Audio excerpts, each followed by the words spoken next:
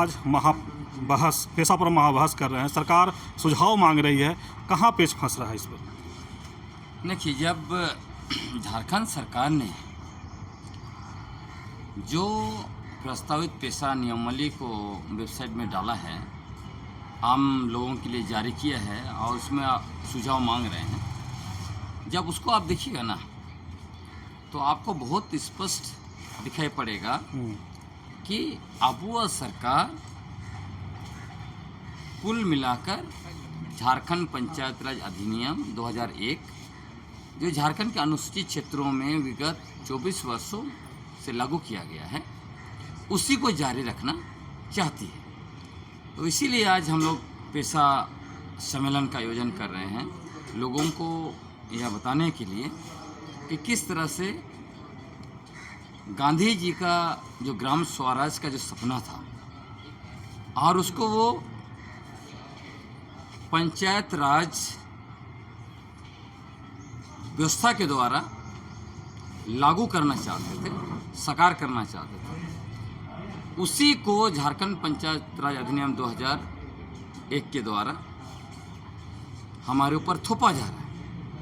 और हमारे पुरखों का पारंपरिक स्वशासन व्यवस्था, जिसको पेशा कानून संवैधानिक रूप से, कानूनी रूप से मान्यता प्रदान करता है, उसको दरकिनार किया जा रहा है।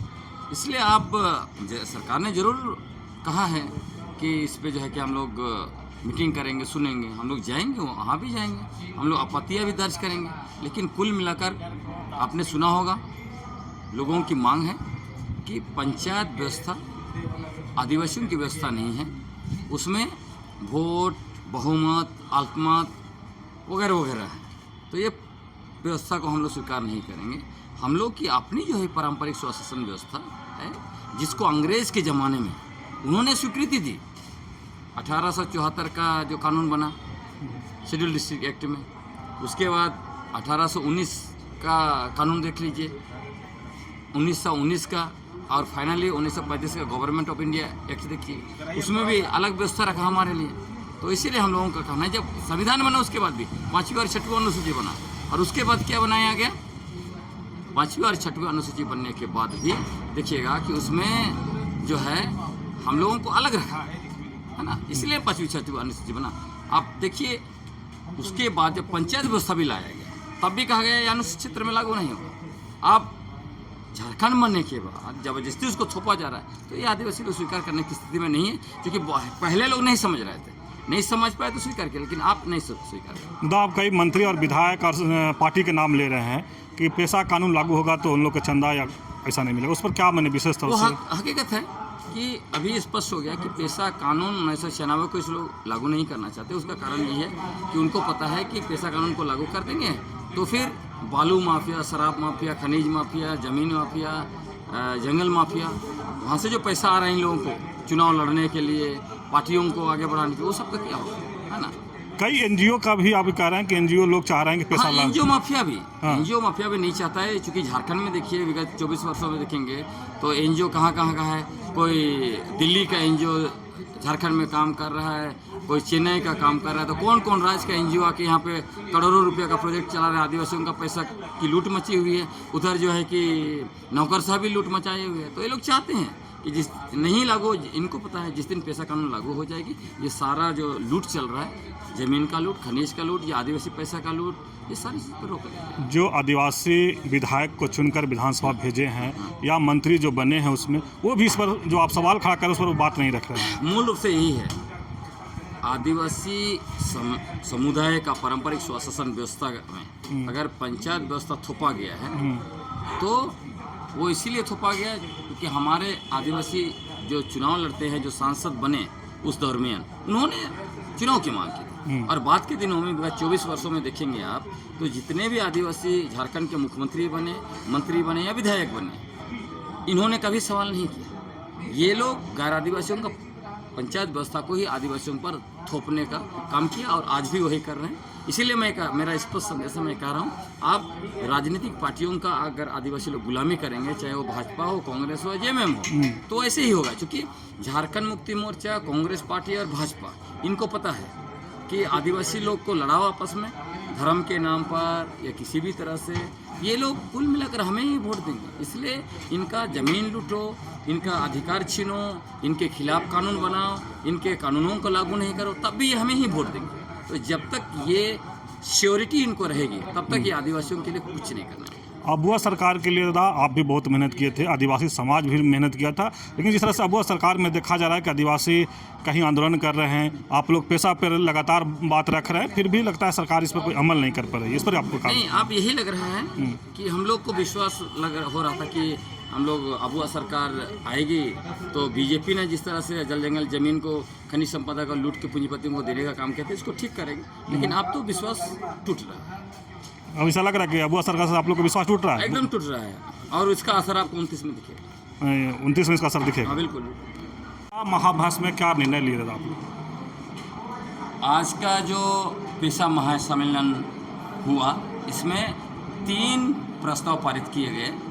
पहला प्रस्ताव, झारखंड के अनुसूचित क्षेत्रों में असंवैधानिक तरीके से लागू किए गए झारखंड पंचायत राज अधिनियम 2001 और नगर पालिका अधिनियम 2011 को निरस्त किया जाए। दूसरा प्रस्ताव रखा गया कि आदिवासियों के पारंपरिक स्वशासन व्यवस्था के ऊपर गैर आदिवासियों का पंचायत व्यवस्था ना थोपा जाए।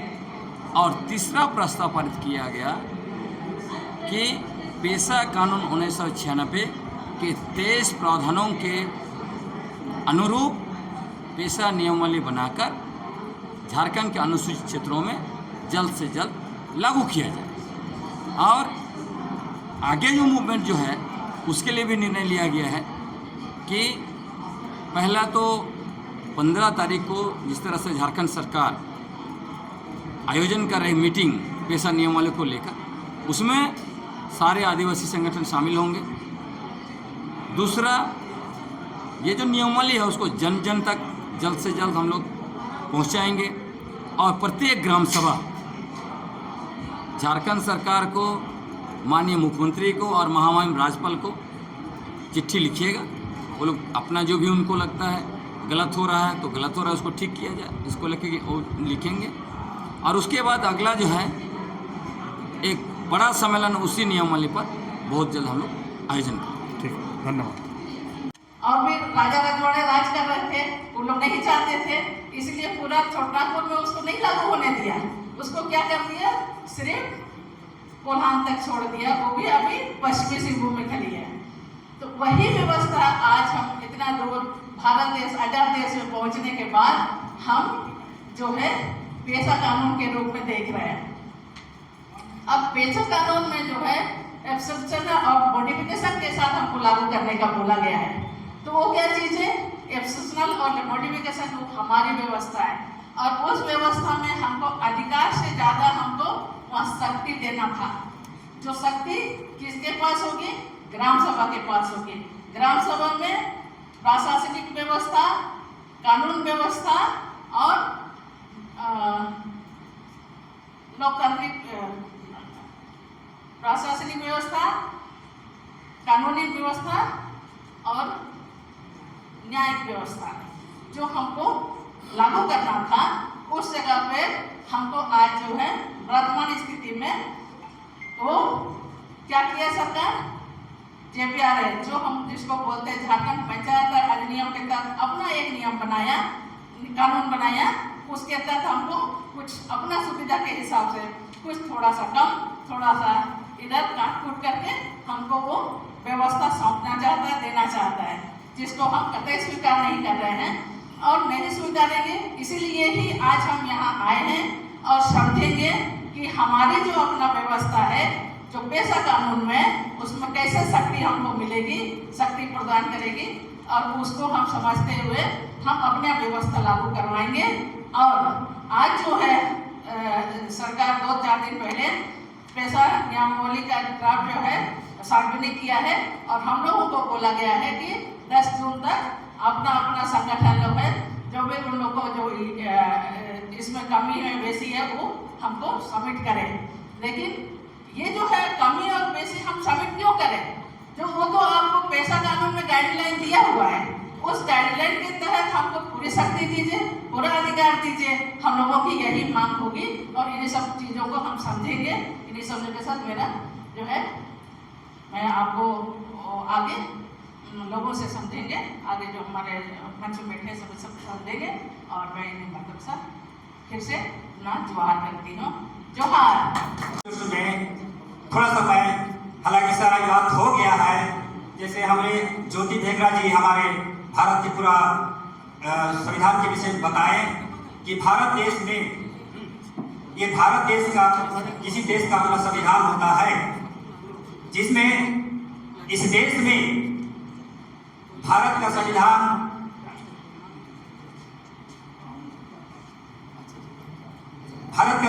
में संविधान के अलावे एक संविधान वो है जिसको हम लोग आदिवासी का संविधान है। संविधान के अंदर एक संविधान है। आज जो हमारे पुरखा संविधान ब्रिटिश बाहरी लोगों से लड़ाई लड़के जितना भी कानून बनाया है, आज डॉक्यूमेंट हो गया, संविधान, भारत का संविधान बन गया है।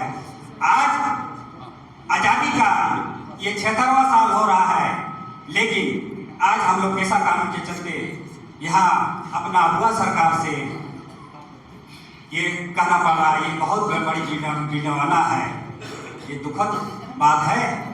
इसलिए पेशा कानून ये हमारा जल, जंगल, जमीन, अस्तित्व, पहचान, भाषा, संस्कृति का सवाल है। और मैं ज़्यादा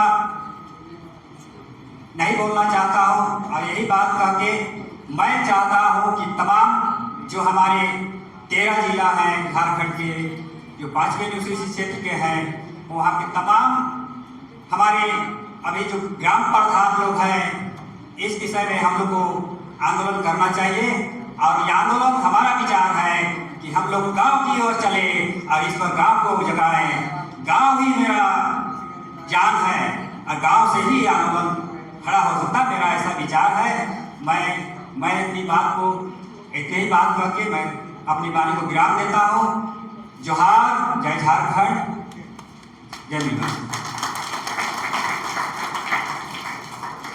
और इस पेशा महासम्मेलन में जो भी निमंत्रण पाए और आए यहाँ उपस्थित हैं, सब उनको मेरी तरफ से जोहार। अब ये भी कहा गया कि पत्तलगढ़ क्षेत्र से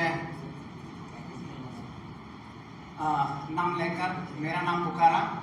मेरा नाम है मार्कुस मुंडो, गांव है जिकेलता, खूंटी से पूरब की ओर।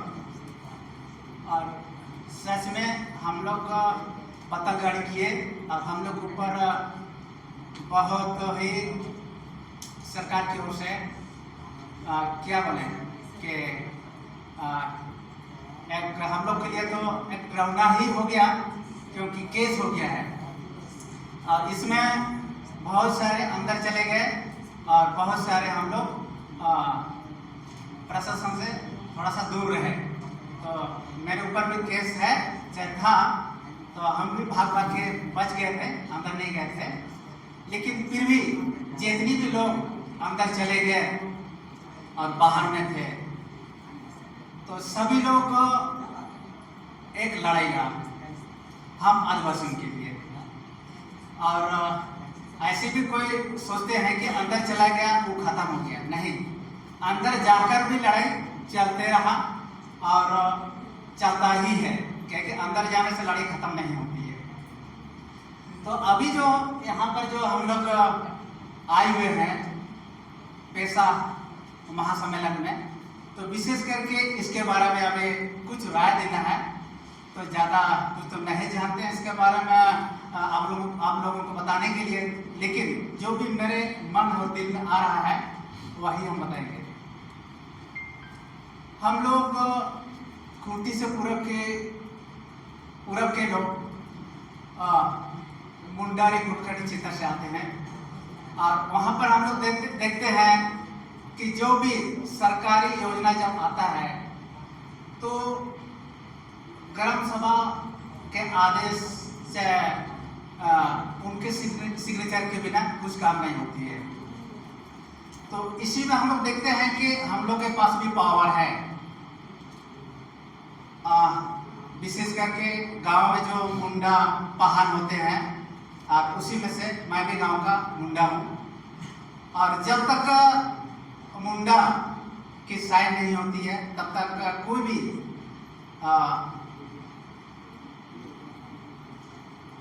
कोई भी योजना पास नहीं होती है। इसीलिए हम लोग को विश्वास है कि हम लोग के पास पावर है। और ग्राम सभा हम लोग यही चाहते हैं कि और मजबूत हो। पारंपरिक ग्राम सभा हम लोग चलाते हैं और एक है सरकारी ग्राम सभा, लेकिन सरकारी ग्राम सभा में हम लोग ध्यान नहीं देते हैं। जब भी कोई योजना आता है तो हम लोग पारंपरिक ग्राम सभा के आधार पर ही उन लोग को कुछ सहमति देते हैं। तो इसीलिए आज तक हम लोग का गांव में देखिएगा ज़्यादातर सरकारी योजना आप लोग नहीं देख पाइएगा, क्योंकि सरकारी योजना से हम लोग का विकास नहीं होने वाला है, ये हम लोग जानते हैं।